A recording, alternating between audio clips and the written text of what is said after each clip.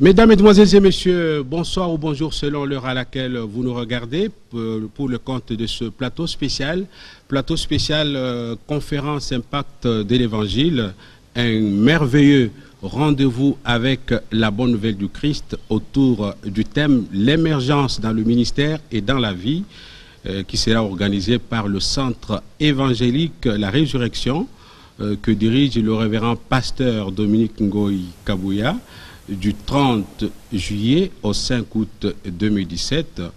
Bien entendu, ça va se passer concomitamment au temple de cette église, au numéro 2 de l'avenue Échangeur, Kanrich. Nous sommes dans la commune de Lemba, Kinshasa, en République démocratique du Congo. C'est un rendez-vous vraiment à ne pas manquer avec des grands orateurs et prédicateurs de la bonne nouvelle venus de plusieurs horizons. Nous aurons le temps au cours de cette émission de vous les faire découvrir. Mais pour en parler, nous avons eu l'exceptionnel bonheur que beaucoup n'ont pas eu d'avoir un homme de Dieu, pas comme n'importe lequel, le révérend Dominique Ngoï Kabouya, appelé Dadi par ses enfants, par ses fils spirituels, qui est venu pour nous parler de cette conférence. Il se fait accompagner du révérend Chichi Grace-Beya, également pasteur au centre évangélique La Résurrection, chargé de l'évangélisation.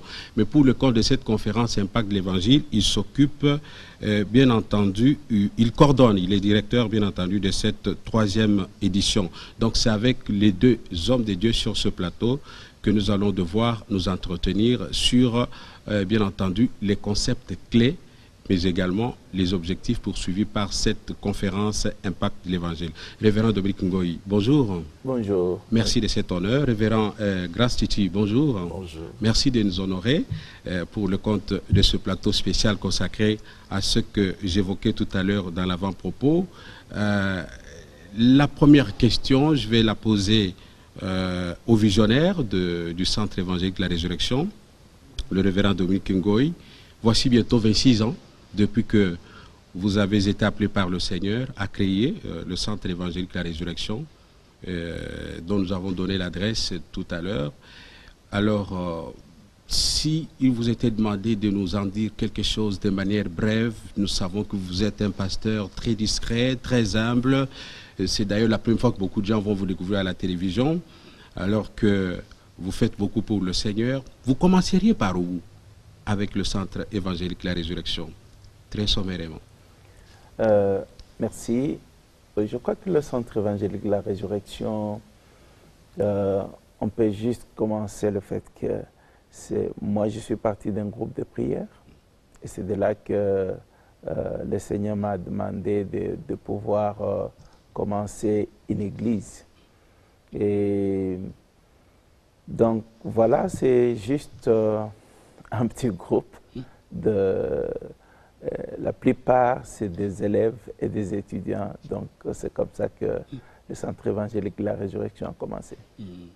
On a parlé d'une cinquantaine, je crois, le premier mois, et aussitôt après, on est passé à des centaines et un peu plus. C'était quoi le secret, cette vitesse qui a marqué les adhésions et même la conversion des âmes que vous avez gagnées à Christ?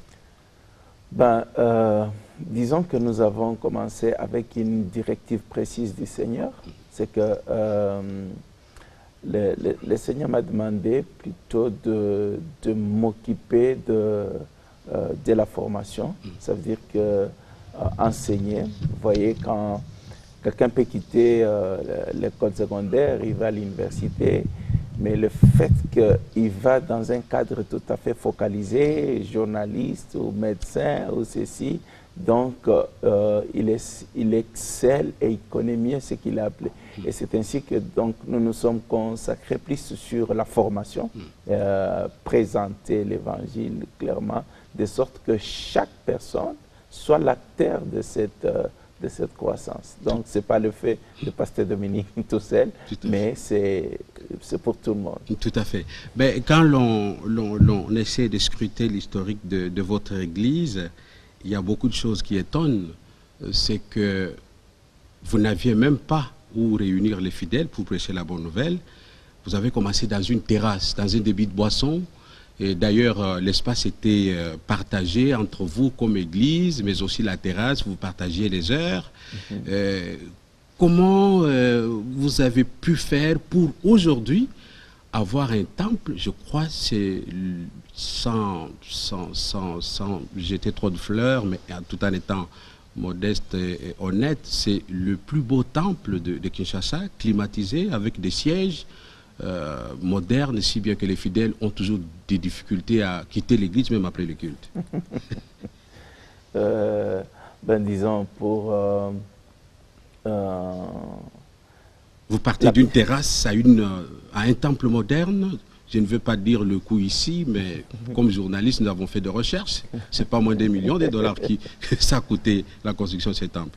Non, mais c'est juste pour montrer la fidélité de Dieu. En fait, nous sommes appelés, mais nous ne pouvons rien faire de nous-mêmes. C'est le Seigneur qui nous conduit, qui rassure toutes choses. Je crois que il n'y a pas de grand secret à pouvoir dire qu'il y a quelque chose de spécial, mais sinon nous reconnaissons la fidélité de Dieu. La fidélité de Dieu. Pourquoi j'ai dit la fidélité de Dieu? Parce que 10 ans avant, alors que nous étions encore, comme venez de le dire, sur la terrasse et tout cela, Dieu a montré que nous allions avoir un beau temple climatisé et tout cela. Et nous avons eu l'audace de l'annoncer à l'époque déjà, parce que il n'y a pas de moyens, rien, mais parce que Dieu l'a dit, donc on l'a annoncé, et donc quand on le voit se réaliser, on voit la fidélité de Dieu. Alors, je vous prends, Pasteur Chichi, avant qu'on passe maintenant à l'essentiel de l'émission. Vous avez vécu 26 ans aux côtés de ce grand homme de Dieu, puisque vous avez un témoignage, sommairement. Je sais que la question est difficile, surtout sur un plateau de télévision. Oui, la question est à la fois facile et difficile. J'en suis conscient moi-même. Si je peux dire un mot, c'est que je suis personnellement convaincu que l'homme de Dieu, le révérend Dominique, c'est un serviteur de Dieu. Il a un appel authentique et au travers de sa vie, moi personnellement, j'ai été béni et beaucoup de gens aussi qui les témoignent. Nous sommes des signes, des choses que Dieu a fait, des preuves de son ministère. Dieu nous a pris de quelque part, grâce à ses enseignements, grâce à son leadership. Nous sommes fiers de ce que nous sommes aujourd'hui. Donc il est pour nous un père, et comme je dis, je ne suis pas le seul, mais nous pouvons vraiment témoigner et dire que nous avons cette fierté-là d'avoir eu un leader qui ne nous a pas laissés dans la rue, mais qui nous conduit. Nous savons où nous allons. Et aussi aujourd'hui, nous jouissons de la grâce, de la faveur du Seigneur. Amen. Donc pour ça, c'est une fierté pour nous. Merci de tout cœur. Mesdames et messieurs, si vous avez pris en cours de diffusion, c'est un plateau spécial consacré à la conférence Impact de l'Évangile qu'organise le Centre évangélique La Résurrection du 30 juillet au 5 août 2017 ici à Kinshasa. On entre dans la matière. Je reviens sur vous, révérend Dominique Ngoï. Nous en sommes à la 3e édition de cette conférence. Pourquoi vous avez laissé écouler 3 ans pour organiser cette session au lieu d'en faire chaque année? Alors, merci. Normalement, ça doit se faire tous les 2 ans. Oui. Mais l'année passée, malheureusement, à cause des situations qui ne nous ont pas permis de pouvoir le faire. Mais sinon, ça devait se faire tous les 2 ans. Pourquoi tous les 2 ans? Parce qu'il y a d'autres activités. Il y a des conférences de dames, il y a des conférences de jeunes. Et donc, c'est comme ça que nous espacons cela de cette manière-là. Tout à fait. Alors, comment pouvez-vous expliquer au public qui vous suit les objectifs poursuivis par cette conférence Impact de l'Évangile? Oui, l'impact de l'Évangile, comme déjà le dit son nom, nous ne prêchons pas juste pour parler, comme l'apôtre Paul dit que nous ne sommes pas juste en train de développer des théories, donc il faut qu'il y ait de preuves, il faut qu'il y ait des vies qui sont transformées, il faut qu'il y ait cet accomplissement de la parole de Dieu. Alors donc, en faisant la conférence, au fait, c'est une manière de réconscientiser, mobiliser pour que nous ne puissions pas juste nous retrouver à la routine des activités qu'on fait, mais au moins d'une manière spéciale. Et comme le pasteur Titi, lui, des fois le dit, ben, c'est un peu comme une fête de l'Évangile, mais nous le faisons pour l'Église, ça veut dire tout le membre de l'Église, mais nous le faisons aussi pour le corps de Christ. Pour le corps de Christ, et nous permettons aussi de cette manière de collaborer avec les autres ministères que Dieu a établis, donc qui viennent. Et voilà, je crois que la première édition, nous avons eu des gens qui sont venus de villages, qui nous ont parlé un peu de ce qu'ils vivent comme réalité. Et voilà les objectifs de cela. Et le choix du thème, comment le justifiez-vous? Émergence dans le ministère et dans la vie, révérend pasteur. Oui, l'émergence dans le ministère et dans la vie, je crois que nous tous, nous travaillons, tout ce que nous faisons, nous poursuivons, il y a un objectif. C'est que je travaille, que je me marie, que je fasse quoi que ce soit, il y a un objectif et cet objectif doit être atteint. Et généralement, chacun travaille pour réussir ce qu'il est en train de faire. Et l'évangile aussi, c'est la même chose. L'évangile doit nous amener de pouvoir sortir un peu de la masse, hein, donc montrer aux gens que c'est possible avec l'évangile en tant que je prends mon bien-aimé, lui, qui travaille comme journaliste, qu'avec le valeur de l'évangile, avec Dieu, avec le Saint-Esprit, vous pouvez vous distinguer, démontrer, être une référence dans la société. Et c'est là dans tous les secteurs. Donc, et c'est pour ça que cette année, nous avons voulu souligner ça. Le ministère, nous voyons juste les services. C'est un mot dans la Bible, on parle de service. Et dans la vie, ça veut dire aussi que dans la vie de tous les jours, avec les enfants, la famille, voilà la raison qui nous a poussé dans le choix de ce thème. Voilà. Un thème qui visiblement a un lien intrinsèque avec le thème même de votre Église pour cette année, le sacerdoce royal. Donc ça renvoie au service. Oui. Alors, une question vraiment directe, révérend pasteur, lorsque vous prenez comme thème émergence dans le ministère et dans la vie, est-ce que nous pouvons conclure que vous êtes conscient que plus on prêche la bonne nouvelle, plus le péché aussi surabonde à travers le monde entier? Au Congo, n'en parlons pas, particulièrement à Kinshasa. Ce sont les sœurs, ce sont les frères qui sont à l'église le dimanche, qu'on retrouve dans les débits de boissons, dans les boîtes de nuit. Ceci veut-il dire que vous avez encore des défis spirituels à relever? Merci, c'est une très bonne question.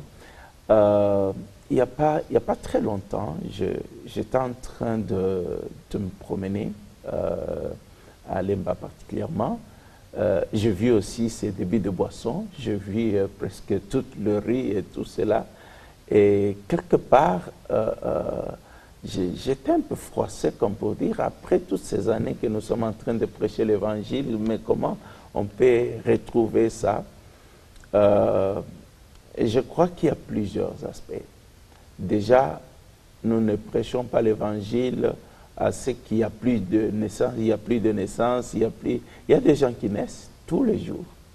Et de ces enfants qui naissent, grandissent et n'ont pas entendu. Donc, si vous voyez, vous vous adressez à une certaine génération et généralement, on oublie qu'il y a les enfants qui naissent et qui grandissent. Donc, si nous prenons 26 ans depuis que l'Église existe, donc les jours où l'Église a commencé, l'enfant qui est né, il a aujourd'hui 26 ans.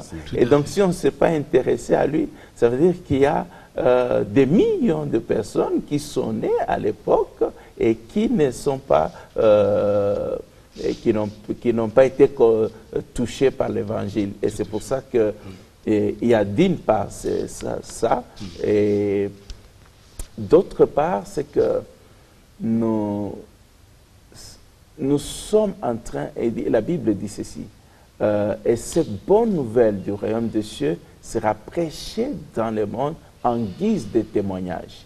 On ne dit pas que tous vont se convertir, mais en guise de témoignage. Il y a un nombre qui va se convertir, et donc plus il y en a, bien sûr, qui se convertissent, c'est pour ça que je vous donne raison, c'est qu'en même temps, il y a aussi les diables qui continuent à travailler. C'est que de l'autre côté aussi, on va voir, c'est un peu comme pour dire, mais en fait, ils ne font rien.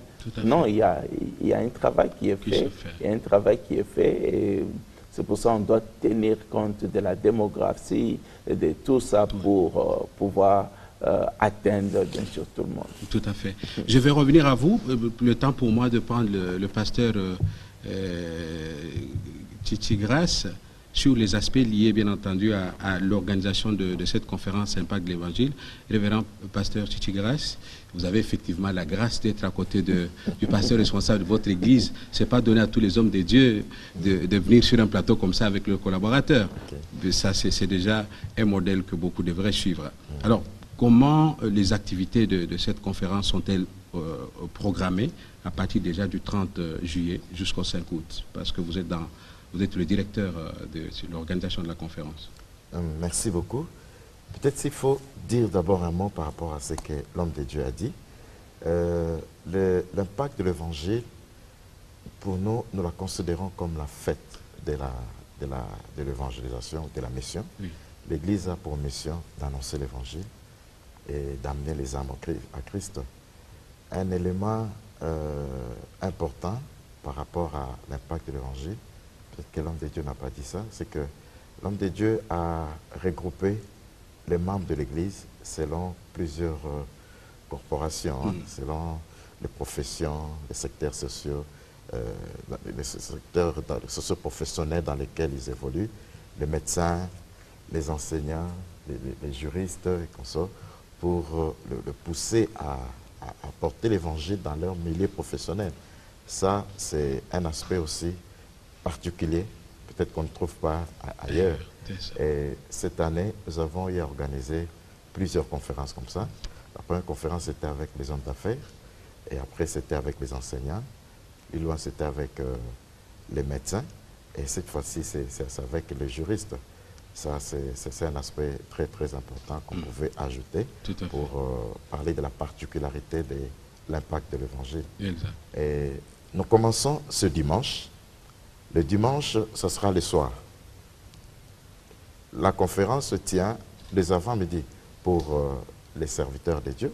Et le soir, c'est la plénière où tout le monde est invité.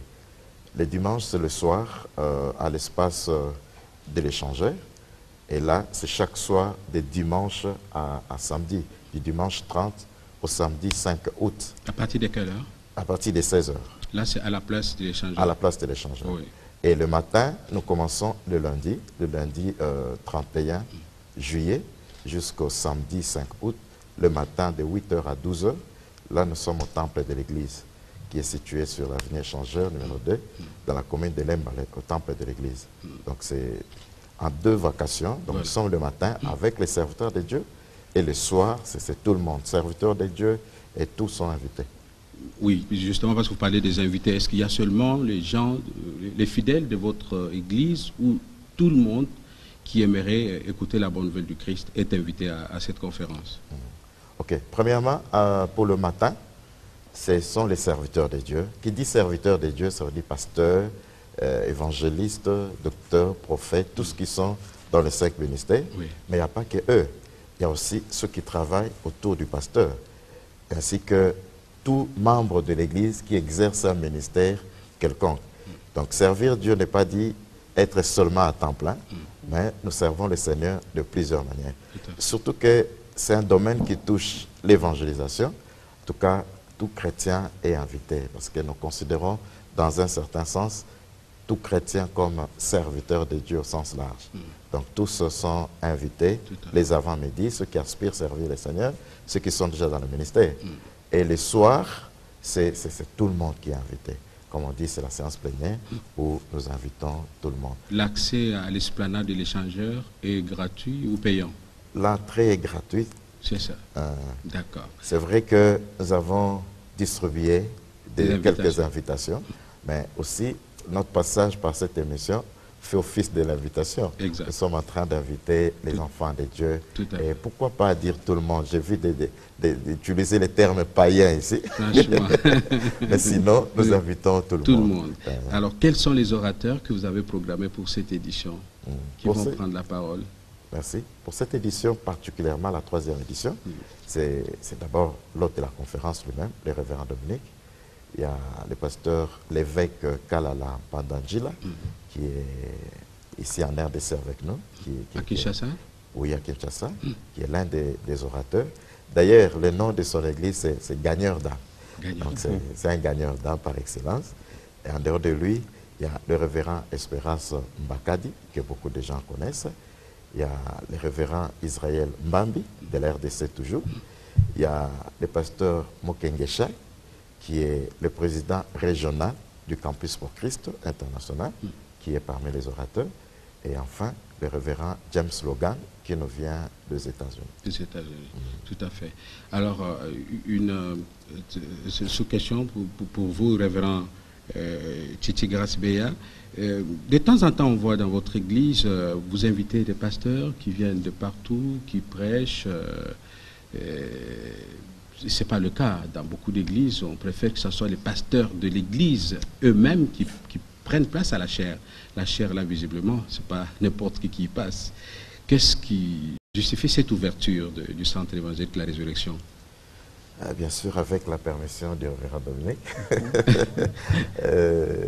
Il faut dire que l'Église, qui est le corps de Christ, l'Église, c'est l'œuvre de Christ lui-même. L'homme de Dieu, le révérend Dominique, est de ceux qui croient que l'Église ne peut pas être fermée à un seul ministère. Et tous ceux qui œuvrent dans l'Église, comme on dit, corps de Christ, ont chacun quelque chose à apporter. C'est comme ça que l'apôtre Paul dit, nous n'avons pas tous la même fonction dans le corps. L'autre est considéré comme l'œil, un autre comme le bras, le pied. Alors, l'Église doit permettre au fait à tous les ministères d'exercer et bénir le peuple de Dieu. C'est dans cette pensée-là que l'Église de la Résurrection n'est pas fermée. Elle est ouverte. Elle est ouverte. Voilà. Là, si je peux compléter. Je vous en prie. Je revenais à vous d'ailleurs. Oui, oui, Dieu a prévu à ce que l'Église soit édifiée avec l'ensemble des services. Ça veut dire qu'il a choisi des gens comme des dons. Comme la Bible dit, il y a certains qui sont des docteurs, des prophètes, des enseignants, de pasteurs, donc pour l'édification. Alors donc, si maintenant vous avez que le pasteur, et alors que Dieu veut que l'ensemble contribue pour l'édification, c'est pour ça que l'Église doit être ouverte. Tout à fait. Elle doit être ouverte. Et puis, deux fois, je ne dis pas, je ne suis pas en train de dire que ceux qui n'invitent pas, ils ont peur, mais la plupart du temps, si vous faites les choses comme la Bible le demande, vous n'avez pas à avoir peur. Il y en a qui, c'est vrai, peut-être ont connu de mauvaises expériences. Voilà. Des fausses doctrines qui peuvent entrer à l'Église à travers d'autres prédicateurs. Des fausses doctrines ou de gens très mal intentionnés. Oui. Ça veut dire qu'il vient, au lieu juste de défier, mais lui, il a son calendrier caché. Oui. Voilà. Et c'est des fois ce qui arrive que les gens se méfient. Alors, mais sinon, l'Église doit être ouverte. Alors, Dadi, est-ce que Dieu vous parle avant d'inviter d'autres prédicateurs dans votre Église? Parce que j'ai un témoignage personnel, j'ai été invité à un séminaire où un prédicateur est venu, je crois, des États-Unis, pasteur Billy, qui a fait des prophéties sur le Congo, et 2 semaines après, en tout cas, en âme et conscience, j'ai vu l'une des prophéties se réaliser dans ce pays. Est-ce que Dieu vous parle pour le choix des gens que vous invitez? Étant donné que c'est l'œuvre de Dieu, donc ça veut dire que le patron numéro 1, c'est Dieu. C'est lui qui nous conduit. c'est lui qui nous parle. Tout à fait. Et je crois que la plupart du temps, je préfère recevoir une directive personnelle du Seigneur par rapport à... Je vous donne une petite histoire là-dessus. Il y avait un homme de Dieu qui plusieurs fois est venu et cherchait à ce que il puisse prêcher, qu'il puisse travailler à l'église. Et il faisait un travail extraordinaire ailleurs. Donc, je me suis dit, je peux l'inviter aussi. Mais je n'étais pas convaincu. Je n'avais rien sur lui. Et alors, donc, il est venu et puis finalement, on était assis. Je me suis dit, OK, je vais essayer d'arranger comme ça un programme pour que tu viennes prêcher. Et j'entends, le Saint-Esprit me dit, la chair n'est pas pour l'amitié. Donc, tu ne peux pas le faire si moi, je ne t'autorise pas. Et donc, je lui ai dit, excusez-moi, je ne sais pas, je n'ai rien contre toi, mais écoute ce que je viens de recevoir tout à l'heure là. Donc, et depuis ce jour-là, parce que quelqu'un sur la chair, il peut bénir, il peut détruire, et donc, il va falloir qu'on écoute Dieu pour la personne qui peut venir et que ça soit dans le but de pouvoir édifier le peuple de Dieu. Tout à fait. Révérend Dadi, la particularité de votre église, pour ceux qui la suivent de près ou qui la fréquentent, c'est que vous diversifiez les thèmes de l'évangélisation. Vous n'êtes plus resté dans le carcan des prédications sur les voyages en Europe, sur l'obtention des visas, sur les mariages, sur les enfants. Il y a une diversification en termes de prédication. Vous démontrez aux fidèles les effets négatifs des réseaux sociaux pour ceux qui en abusent. J'ai suivi l'un des prédicateurs, le pasteur qui était sur le plateau, prêcher sur l'environnement, toute une prédication structurée dans un dimanche. Vous-même, vous en faites autant. Comment vous y arrivez? Et cela emballe visiblement vos fidèles. Comment vous y arrivez, cette diversification qu'on ne retrouve pas ailleurs? Beaucoup de prédications actuellement sont devenues monotones. Aller en Europe, le mariage, la richesse. Et d'ailleurs, permettez-moi, je sais que vous êtes très modeste, dans votre église, on ne définit pas le montant de l'offrande à donner à Dieu. Allez-y, répondez à mes questions, je vous en prie. Merci.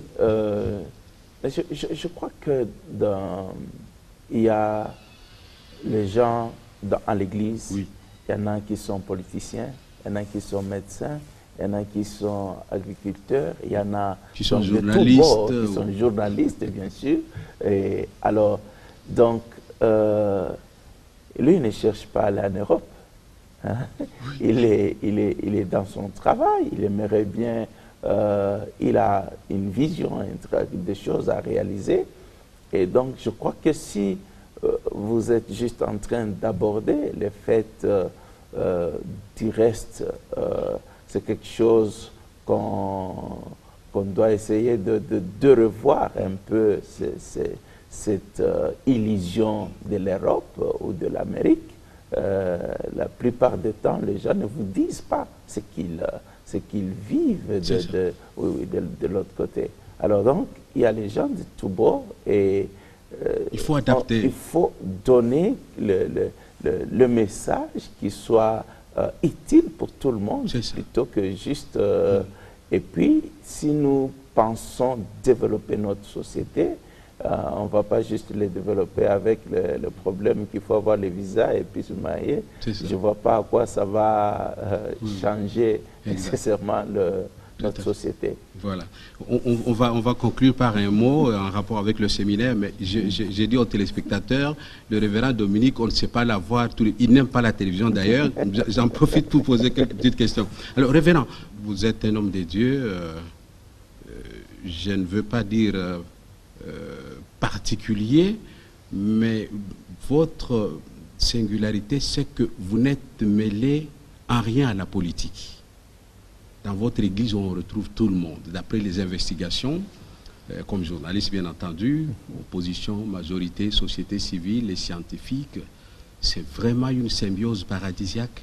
Comment, pourquoi vous n'êtes pas intéressé à la politique comme d'autres pasteurs? Vous construisez une si grande église, j'ai estimé, d'après mes investigations, à plus d'1 million, ou plus ou moins $1 million, ce temple-là.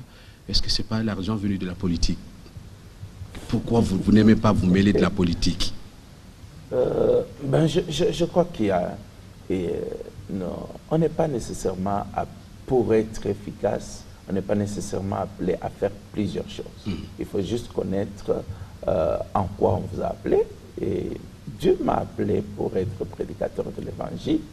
Et donc, je me consacre à ça. Il y en a qui sont prédicateurs de l'Évangile et peut-être Dieu à qui a donné un autre don, je ne sais pas, la gestion de la cité et tous les autres aspects. Je pense que personnellement, je suis beaucoup plus à l'aise en étant pasteur. Et je suis pasteur de tout le monde. Je suis pasteur de tout le monde.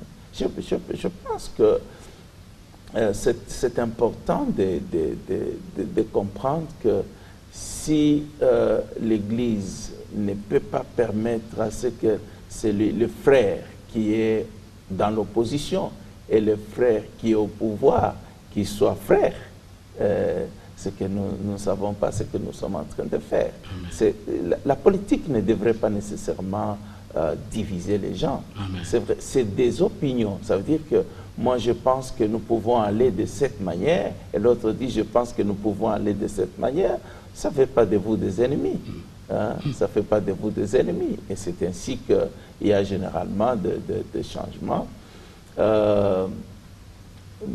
C'est vrai que des fois les gens ont dit, bon, voilà,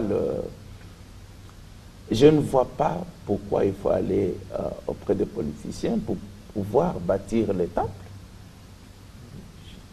Ils n'ont aucun intérêt pour ça. Ils n'ont aucun intérêt pour ça. Ils ne vont pas prendre... Des fois, les millions, ils ne vont pas prendre comme ça pour vous donner et puis... ne rien recevoir en retour. Oui, ne rien recevoir en retour. Ils vont vous demander des électeurs. Voilà. Et donc, pour pouvoir être libre et faire le travail en toute liberté, ne pas avoir une bouche qu'on va fermer. Donc, il faut être indépendant. Il faut faire les choses, on dépend de membres, on fait les choses correctement. Donc, qu'on puisse dire au pouvoir que non, ça c'est pas correct, et qu'on puisse dire à l'opposition, ça c'est pas correct, qu'on puisse prêcher librement la parole, alors il ne faut pas être dépendant des autres. Parce que si vous êtes dépendant d'eux, ils vont chercher à vous coincer aussi. Exact. Mais une petite anecdote sur je parlais de, en fait, pourquoi moi je ne peux pas être dans la politique. Je parlais déjà de la vocation, oui. Mais aussi que dans chaque domaine, il y a les réalités et les règles. Un bien-aimé m'a raconté qu'ils étaient nombreux dans la famille, de sorte qu'ils jouaient au foot avec leurs sœurs. Ils jouaient au foot ensemble et tout cela. Et puis, un jour, c'était le match 10 quartiers, et puis leur sœur voulait venir jouer. Elle dit, non, non, non, écoute, ici, ce n'est pas la famille, ici, c'est les quartiers. Mais leur père a insisté pour qu'elle puisse jouer. Alors, ils ont dit à leur père, dès l'instant qu'elle entre sur le terrain, on ne va plus la traiter comme une fille. Donc, on la traitera comme un jouet. Alors, quand vous acceptez, vous quittez votre soutane. Oui, c'est une métaphore. Oui. Alors, pour entrer en politique, ils ne vont pas te traiter comme pasteur.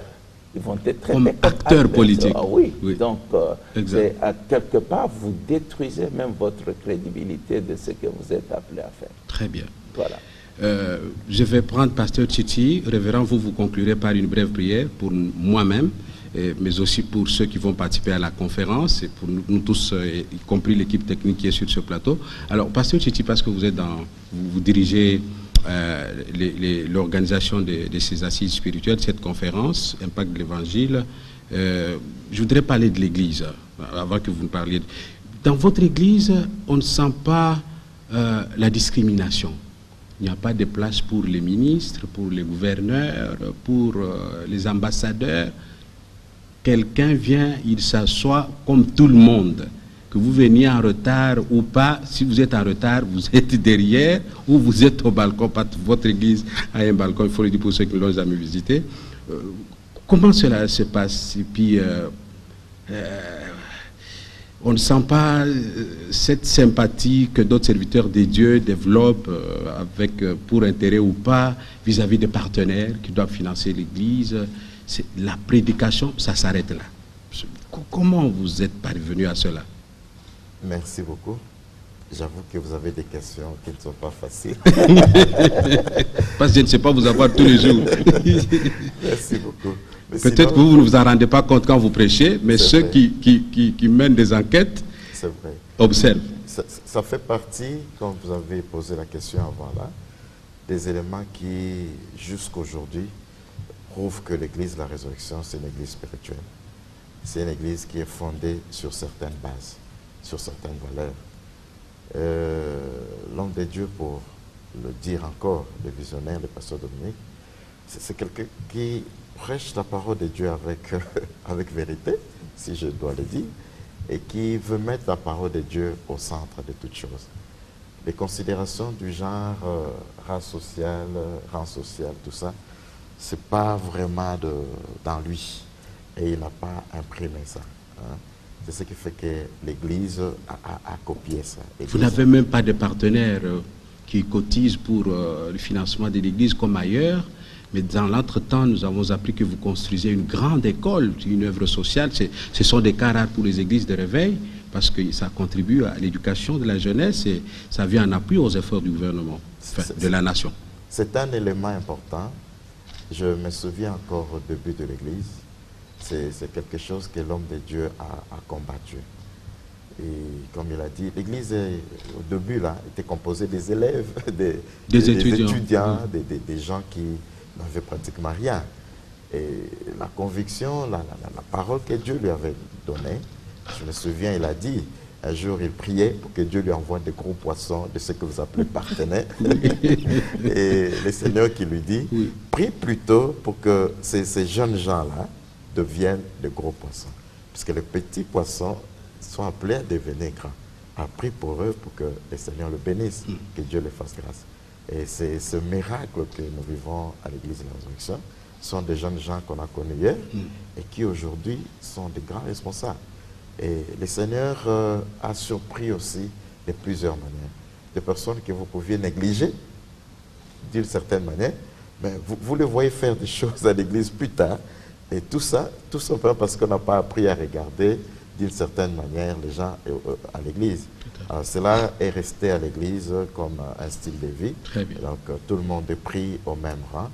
Et nous bénissons Dieu pour la grâce qu'il nous a fait d'avoir un temple avec des sièges où on ne sait pas distinguer les places d'honneur à la place. Donc tout le monde qui est à l'église est au moins à l'aise. Fidèle, comme il est bien installé. C'est ça. Donc les gens aussi l'acceptent comme tel. Et l'école, ce sont les fidèles oui, ce sont les fidèles qui construisent. Oui. Et d'ailleurs, les contributions que nous recevons, ce n'est pas aussi grand que ça. Ce sont des petites contributions. On demande à chacun 1000 francs, semble-t-il. D'après les informations que j'ai eues avant cette émission, je me suis suffisamment renseigné. 1000 francs par dimanche. C'est encore une sagesse que l'homme de Dieu a amenée. Oui. Hein? Donc, c'est la sagesse de la fourmi. Ce n'est pas cette compétition qu'on voit dans d'autres églises. Qui va donner 10 000 $, qui va donner 5 000. En tout cas, c'est 1000 francs pour tout le monde. À la résurrection, y compris les ministres, les gouverneurs, c'est 1000 francs. Mais bien sûr qu'on laisse la liberté à chacun. Chacun peut donner plus, selon ce que Dieu met à son cœur. Merci beaucoup. Révérend Dadi, si vous avez un mot de la fin par rapport à la conférence, vous pouvez le dire aux téléspectateurs et puis vous allez clôturer cette émission, ce plateau spécial par une courte prière. Merci. Nous avons donc cette troisième édition de l'Impact de l'Évangile du haut de de ce plateau, nous lançons cette invitation, bien sûr, à tous les enfants de Dieu, à tous ceux qui veulent, qui aiment Jésus-Christ, mais aussi qui veulent continuer à grandir spirituellement, à émerger dans tout ce qu'ils sont en train de faire. Je lance particulièrement une invitation aux hommes de Dieu. Je crois que nous avons initié dans le cadre de ce que nous faisons une conférence que nous appelons partage d'expérience. Et dans le simple but de croire que nous ne voulons pas être les seuls à faire ce que nous faisons, nous voulons que ce que Dieu permet, qu'il nous donne comme expertise, comme connaissance, comme grâce, nous puissions le mettre donc au service de tous les autres. Donc, que tous nous puissions réussir, de telle sorte qu'on n'a pas besoin de dire qu'ils ont été financés par le politicien ou alors que c'est de la magie et tout cela. Donc, c'est pour ça que nous mettons donc au profit de tout le monde. Donc, vous êtes serviteurs de Dieu, on l'a dit tout à l'heure, mais vous êtes même aussi, quand on dit serviteurs de Dieu, généralement, on voit ceux qui sont appelés aux 5 ministères, mais nous pensons que ceux qui sont journalistes, mais qui servent Dieu, en tant qu'enfants de Dieu, journalistes, ils sont invités, ils sont serviteurs de l'Éternel aussi. Donc, c'est dans ce cadre-là, nous serons le matin, nous avons les hommes de Dieu, la plupart des temps, on a invité des gens beaucoup plus de l'étranger, les gens me posaient la question, mais il y a aussi des grands hommes de Dieu dans le pays, mais pourquoi vous vous tournez toujours? Mais je crois que là, nous n'avons qu'une seule personne qui nous vient des États-Unis, Dr Logan, mais sinon tout le reste, c'est des personnes qu'ils connaissent et qui ont fait preuve et donc qui jouissent aussi d'un bon témoignage. Et je crois que je crois personnellement que la parole de Dieu est efficace pour pouvoir transformer, nous aider. Les principes que Dieu nous donne et sont capables de nous aider à être meilleurs dans tout ce que nous faisons. Et voilà ce que je peux dire et j'invite donc tout le monde pour cette conférence. Je rappelle que c'est du 30 juillet au 5 août. 30 juillet au 5 août. À partir du 31, nous sommes le matin sur échangeur numéro 2, donc au centre évangélique La Résurrection, à partir de 8h à 12h, donc, et puis le soir à partir de 16h sur l'espace échangeur. Oui. Alors donc, c'est pour ça que nous sommes là. Et je crois que nous serons tous bénis. Merci, révérend. On va conclure par la prière et puis je vais désannoncer l'émission pour les téléspectateurs. Père, nous voulons te dire merci de ce temps que tu nous as donné. Nous voulons prier particulièrement pour toutes les personnes qui nous ont suivis et qui sont intéressées. Laisse, Seigneur, que ce soit un rendez-vous avec eux, pas avec nous, de sorte que, Seigneur, ceux qui viendront malades, que tu les guérisses, ceux qui viendront avec des problèmes, Seigneur, que tu puisses donner des solutions. Nous voulons, Père, dire merci encore aussi pour toutes les personnes qui ont été ici, qui nous ont aidés pour cette émission. Laisse aussi que tu le bénisses. Nous prions ici au nom de Jésus, notre Seigneur et Sauveur. Amen. Amen. Mesdames et messieurs, merci d'avoir été des millions à nous suivre à travers le monde entier sur satellite pour le compte de ce plateau spécial Impact de l'Évangile, une conférence qui sera organisée bien entendu par le Centre évangélique La Résurrection.